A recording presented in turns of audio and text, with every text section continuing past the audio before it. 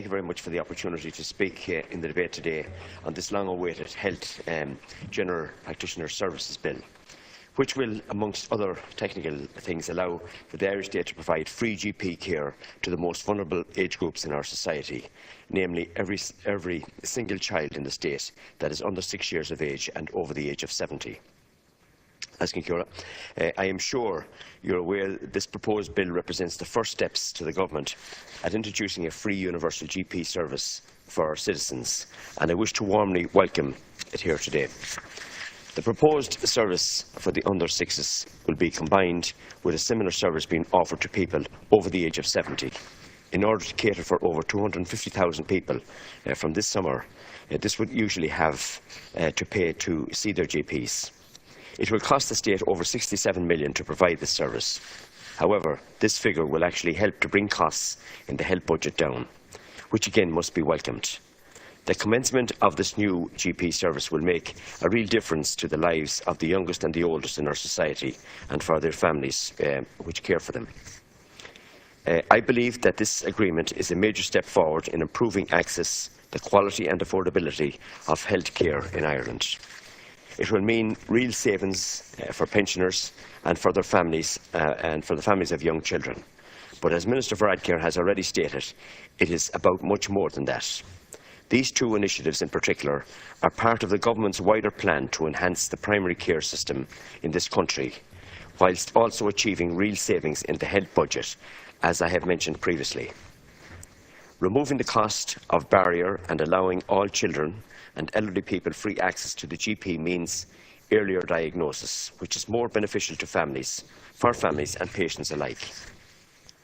This service will also make our health service more economical in the long term, as it will keep more and more people out of our hospitals, reducing the pressure on beds. It also oversees the beginning of the process of pumping money back into general practice systems once again. An important aspect of this led to the IMO and its members supporting this bill. This new enhanced GP service covers all children under 6 and people over 70, including those who have medical cards already. However, along with providing a free GP service, it will also include age-based preventative medical checks, focusing on the health and well-being of the patient and the prevention of disease before it occurs.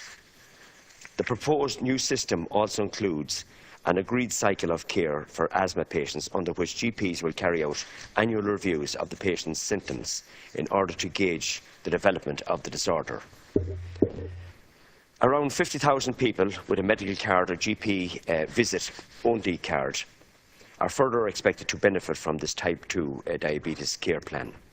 Under this plan, those who hold a medical card or a GP-only card will be entitled to 2 visits a year to the GP as part of diabetes care, meaning they will have their condition managed by the GP who knows them personally rather than in a hospital clinic, which is preferable for the patient in most cases.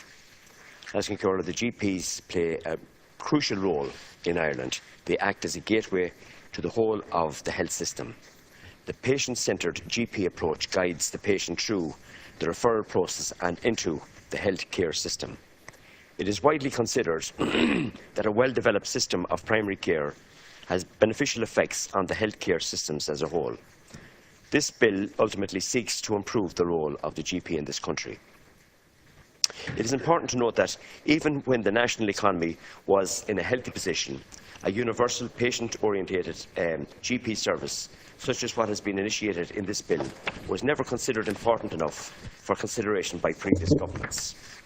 The fact that it has been introduced now, as we emerge from one of the most difficult economic crises in our history, I believe shows the current government's commitment to reforming the health service and improving the quality of care provided to patients in Ireland. In conclusion, I wish to state that I am fully supportive of this proposed piece of legislation. We, as legislators, need to stand up for the most vulnerable in our society. Therefore, I have no hesitation in supporting this bill, and I call on all sides of the House to put their party principles aside and support the bill.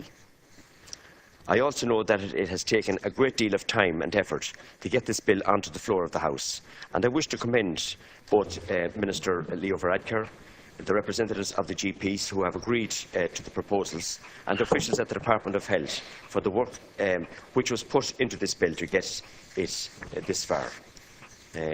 Finally, I look forward to a speedy implementation of this bill. Thank you very much.